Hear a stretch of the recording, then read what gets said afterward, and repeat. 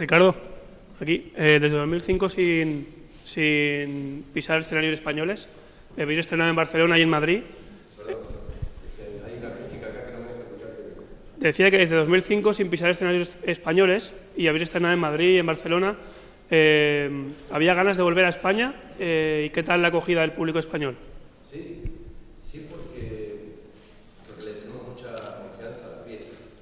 Y cuando uno siente que tiene una pieza que funciona realmente, que camina bien y que logra eso que tanto buscamos los actores con la audiencia, que es mínimamente tocarla, te dan ganas de probar qué pasa en otros lugares.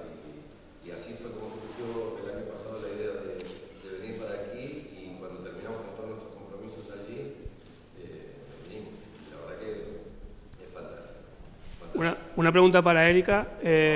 Después de Relatos Salvajes, ¿estás mejor de lo tuyo que tras lo de la boda o sigues ahí? No, por suerte estoy mejor. Gracias. Y luego otra para Ricardo. Es conocido que eres buen amigo de Leo Messi. ¿Qué crees? ¿Llegará para el partido del sábado? ¿No llegará?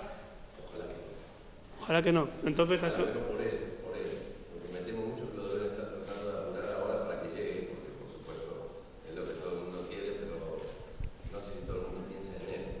¿con quién vas el sábado? ¿Con el Madrid o con el Barcelona? ¿Con quién voy? Sí.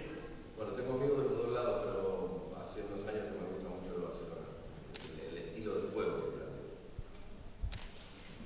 Gracias.